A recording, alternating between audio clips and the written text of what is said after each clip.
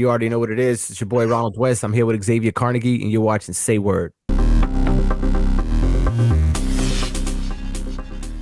University of Pennsylvania senior and transgender swimmer Leah Thomas continues to make history. Thomas, a favorite going into the NCAAs with the fastest time in the nation, finishing a disappointing 5th place in a tie in the 200-yard freestyle at the NCAA swimming. Yo, how can a man come in 5th place against a bunch of women? That's embarrassing to me. Like you won the big one. Now you come in 5th place. Like that shit is funny as hell to me. Like you really are not that good. Is that another total separate race from? I'm confused. I thought she won the race that she participated in. Yeah, she did win, but there was another race that was happening. I believe it was Friday that I guess that they're talking about right here, 5th place. But I'm gonna play it more. But if that's the case, don't you think that's kind of embarrassing? Like you came in 5th place, so a woman beat you out again. I mean, yeah, but she still beat a bunch of other women, though. I mean, now we talk about the elite of the elite now, I guess, at this level. It's a woman, right? So this is funny. Championships in Georgia. Seconds behind Stanford swimmer Taylor Rock, who set a pool record. Thomas coming off a win in the 500-yard freestyle, saying, amidst the controversy, she's focusing on swimming. After spending 3 years on the men's team, Thomas surpassed the NCAA requirement to compete on the women's squad as a senior, completing 34 months of hormone. So more than anything, we need to find out what was her name? Taylor Locke is, because Taylor Locke set a record and beat her out, right? So that's what we need to be talking about. Leah Thompson, Leah Thomas is her name? Yes. Yeah, Leah Thomas. It's funny. I mean, she's transgender, but she's getting all the press. But Taylor Locke, that was amazing what she did. She beat out somebody who's transgender and somebody who we all deem is in a competition that's unfair. A woman still beat her out. I think that's kind of cool. I mean, it definitely still leaves hope for women to say, okay, there's a chance. But I mean, is it fair that she still beat out a bunch of other women though? I mean, we talking about women at the top of at the top of the craft. So so it's good that there are women that's still better than her. So that still leaves hope. But she's still smashing a lot of other women though.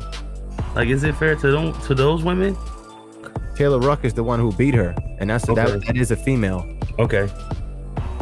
So I mean, again, it leaves hope for women to like, all right. I mean, it's a chance that we could beat her. It's nice that a woman beat her. But I was looking at another article that was saying that like she lost on purpose. I don't know how true that is. I see that a couple of times, but I'm not gonna spread no rumors on that young lady. I ain't gonna put no lies from the gossip tabloids on that young lady. But I mean, like I said, it leaves hope, but it's still funky though. I still don't like that. I think like trans athletes, unfortunately, should forego collective sports or have their own league or organization where that removes any type of question of fairness and legitimacy. Because now, like anything you do, anything you win is going to be an asterisk. You got to put an asterisk next to any of that. Well, it's still defeating the purpose if you had this a all transgender league anyway. Because why you have an all male league, you have an all female league. It's only male and female. There's only 2 genders anyway. If you die 50 years later and they big you back up, there's only 2 genders. So in fact, they're not going to say this correct. I mean, yeah, but we're not applying that type of logic though. And I mean, we're applying we're applying modern day logic to that. So with that said, you're correct. That's funny. You're correct. But if you do separate it by genders, as we do, sports is mostly is separated by genders. Then if you switch genders, you have to be in a switch gender league. That's dope. That's right there. That's it. I came up with it. I solved the problem. Create a switch gender league. Done. Boom.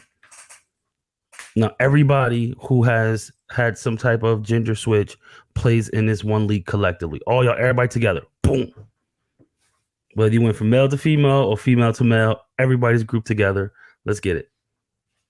Yeah, I get what you're saying, but I don't think that's. And then during the Olympics, you all compete against each other. I don't think that's what they're pushing for. That's what they're looking for. And in anything, like I said, it's still defeating the purpose. You know, No, it's not. Can you if you compete have against the this many, best of your best in your gender?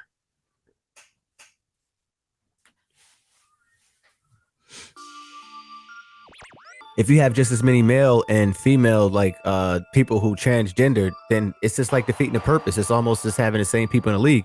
Once again, we're gonna just want to, especially how analytical we are in society, we're still gonna want to know what was this person biologically, what did they start out as we have those athletes. So I don't think it would still matter. I don't think it would matter at all. Sorry about that. I don't think it would matter at all. It's the same thing.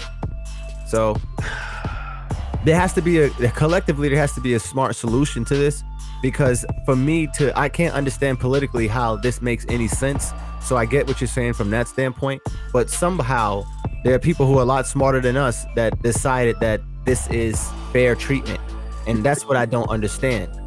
That's what I don't understand and I don't get. But I tell you one thing, for her to lose to a woman, I think that makes her look bad, especially since she was transgender. I think it's kind of like it's a bit comical. Like, I was expecting you to win everything. Now that you, like you said, to your point, if she did fake it, it makes sense because, you know, you're trying to make it seem like the competition, there's somewhat of a competition. I mean, and to make it even worse, and I'm gonna be a bit male chauvinistic right here. That's a woman's trait, doing that type of shit. yeah, I mean, when you look at it that way, it's like two things, I guess. Like, one is like,